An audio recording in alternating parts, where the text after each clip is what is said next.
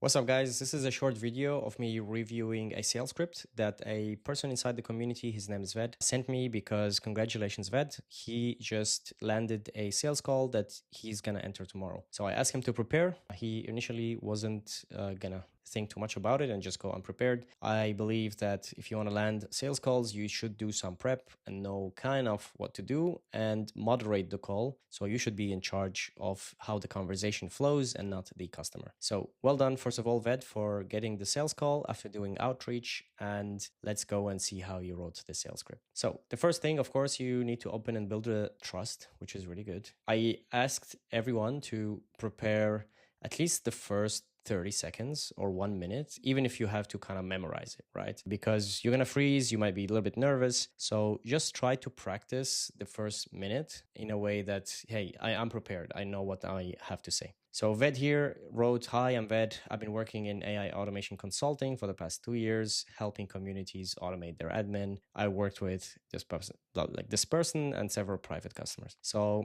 for me, this is a little bit too forward. You immediately go me. And if you memorize this and you speak it, it's just not gonna land. So already here within like 10 seconds, you probably lost the customer. So here I want you to be a little bit more relaxed, a little bit more like a natural person. So you can just say, "Hey, how are you?" Say, "Thank you for jumping on the sales call. Really like your content," and just speak to them like a normal person. So you don't need to pitch yourself just yet. You're just speaking from one person to another, like two humans connecting over the phone call. So the first 1 to 2 minutes is literally just setting the scene, getting to know her as a person, thanking her for having the time to meet you, which is really, really important. So something along the line, if you want to even make her open up even more and understand maybe a little bit more about her business, you can say something like, "Hey, how long you've been doing coaching for," etc. And then you transition a little bit into the sales call. Here where you can start talking about, "Hey, tell me how things are going right now. How is the community, the coaching, what's working, what's not." So whenever you're dealing with a sales call, try to always just leave one question so the recipients would know like, okay, this is the answer, and don't open so many things that it might overwhelm the person, especially if you're just speaking to them right now. This could be like a nice genuine opener. It might not give you the ammunition that you need to land the sales call. I mean, hopefully here at this part, you would have pitched your service that, "Hey, I help with the automation in general." And then you can direct the conversation into, "Hey, by the way, what is the most annoying thing that you're doing right now in your job?" These are usually good triggers of stuff that she doesn't want to do, and she would love to either hand it over to another human or to some sort of an automation system. And here you can have like a natural conversation with her about this, which is really good. And then definitely, so Ved did a really good job. He was chatting with this person over DM and identified a couple of opportunities that she needs to fix. So that's already like super useful. So definitely here you can understand where does it hurt. It might not be any of these.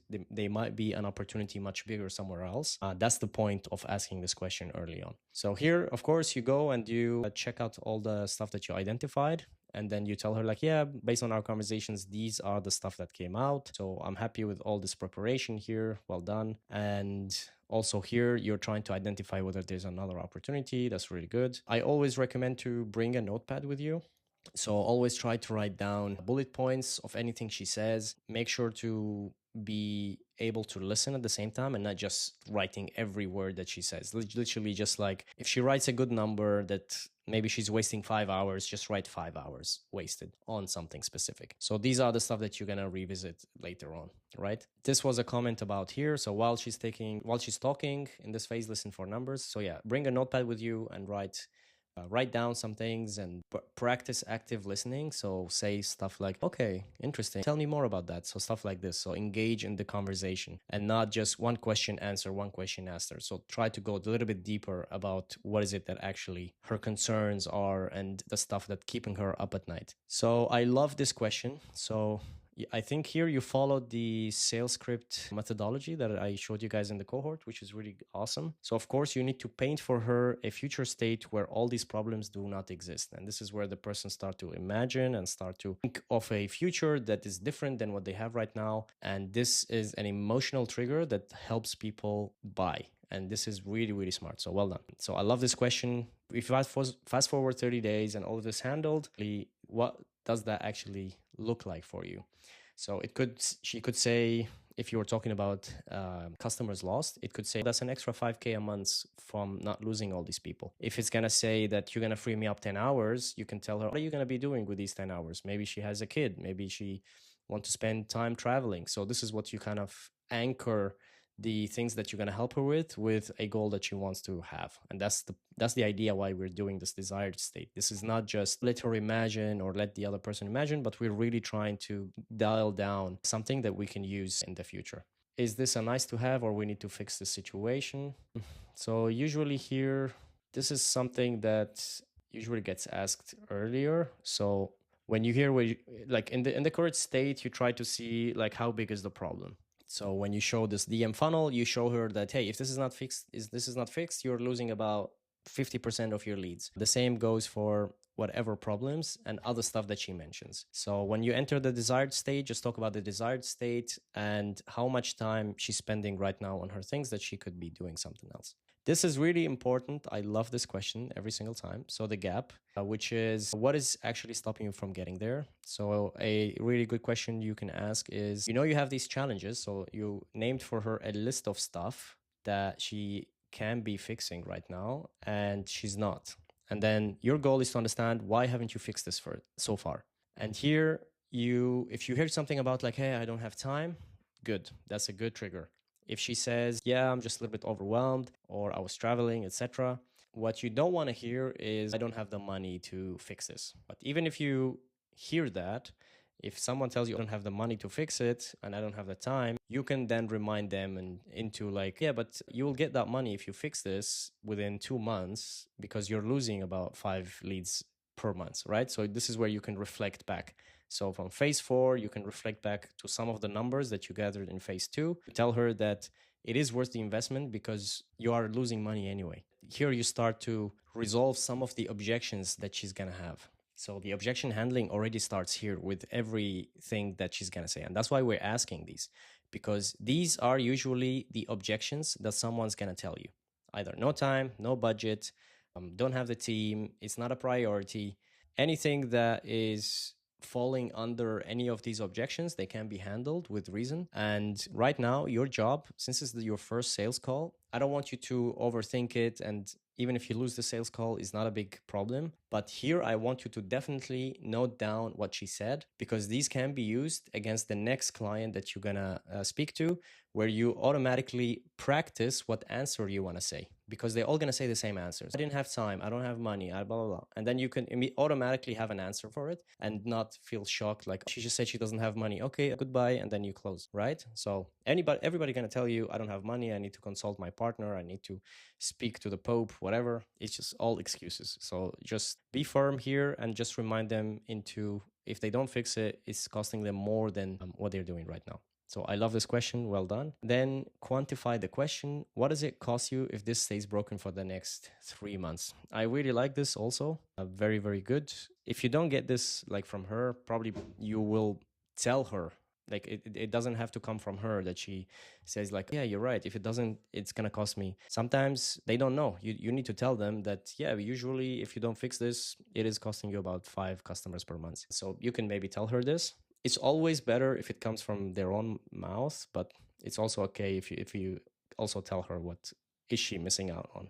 So for this, I checked her profile. I think she's the decision maker. She seems like too small to have. Maybe she has like an editor or something, but she definitely doesn't have like a big team. So the mirror is great. So this is exactly what you need to do. I'll also give you some love on this one.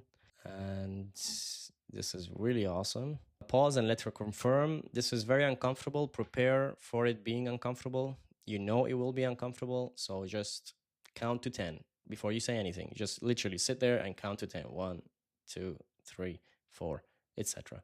So it's going to be uncomfortable. Just let her think about it and confirm it. And love it. Here's where the social proof comes in. Exactly where the social proof comes in. And for the social proof, I would add one more thing. So you worked for this person, right? Please add some numbers, not just I did this exact kind of work. All people care about is numbers. Like, you worked with this guy. What did you do? Did you save him 5 hours a week? Did you get him 10K per customers, like for customers, etc.? So whatever numbers you can justify and it's an actual number, not like something you came up with, add it here. And if you don't have it, then your task with this customer, if you land her, is to make sure you measure how much time have you saved her or how much more customers have you got her. Please write this down, and you need to discuss with her your process also on the sales call. This shows that you're really professional. Here towards the end, I will also go into that. So would something like that be useful? Exactly. I love this question. Really good. And propose the solution. So here is basically like you're not going technical details. She doesn't care. You just say like, we're going to fix this and this and this within maybe a time frame would be interesting to know. And I think I told you to pitch her if she wants that you will be her technical not advisor, but like technical partner, that you will take care of everything else for her. So she can just focus on coaching and creating content probably. So that's how I want you to position yourself, as a partner, not as like an outsourced person. So here I have some thoughts. So if she flinches, go back to phase number 4. If you say this to someone, they're not going to flinch. They're just going to say, yes, send me everything. They only flinch if you tell them the price. So if you here already know that you want to work with her on a retainer for whatever number that you want to pitch it, then here I would recommend that you pitch the number directly, because unless you're doing this as a fixed price. If you already have your pricing, you can just pitch it here. You don't need to go back and say, let me send you, send you multiple options next day. You can directly pitch it because you know your pricing, right? So that's what we prepared in the cohort. We wrote down the menu, and you wrote down, okay, I want to be a technical retainer for coaches. If she's making $15K a month, maybe she can afford $500 retainer, 1,000 retainer, I don't know, depending on how much you manage to see the value is. Like if she's actually losing customers and not just her time, she will be more open to a more expensive thing. But this is here where you kind of sense where her value is. It's all about the value. It doesn't matter if she can afford it or not. It's all about the value. So here also, I would say if she start to flinch again about the price, I don't want you to go back and remind her of the numbers. Like, let's say you just tell me, okay, I can solve this for you for $1,000 a month. And I'm like a little bit shocked. I don't want you to go back and start to tell me again that, yeah, but you're already losing 5K. You can say that, but ideally you have already mentioned this earlier. Here, I want you to understand what is the real hesitation. So ask her like, okay, tell me what's going on in your head. I see maybe you're hesitating. What's up? And then try to see what is the real problem. Is it just the budget? Is it maybe you're the first person she's ever hiring, so she doesn't know what the prices are? Maybe she need to think about it. All of these are important to note, but if she doesn't tell you what these are, you'll never know what these are. So it's important to get these stuff out of her as well. So if she says yes, I want you here to not just tell her what would be a good week for us to kick it off, but tell her exactly what's about to happen. I'll add it here. So mention what is about to happen. And basically here's where you mention your onboarding process. So first I'll send you an invoice with maybe a deposit for us to start working. The second step would be I'll send you an onboarding date, onboarding call, appointment. And in the onboarding call is where you go through, hey, these are the informations I need from you. This is the data, etc. So basically think about it before. What is the stuff that you might need? And then everything here that you have. And basically, what is the onboarding that you do for your clients? You need to think about what communication I do with her. Do I do it over email or do I do it over Slack? How the conversation is going to happen? Am I going to update you? So all of these usually happen on the onboarding call. And then, but you just explain on this what is going to happen on the onboarding call. So here you tell her like, okay, I'm going to book an onboarding call where I will discuss with you together how often would I update you, what is the preferred messaging platform, etc. What else would you need? So an invoice, onboarding call, and I think that's pretty much it. And then you say, does that sound good? You hear a yes, perfect. I'll send you an email right now. So and the email would be with the invoice so she can transfer to you the deposit. And yeah, that's pretty much it. Sorry, it got a little bit longer. I hope it's has a lot of value. And good luck, man. Fingers crossed. I hope you land this customer, and I'm really excited for you. Well done.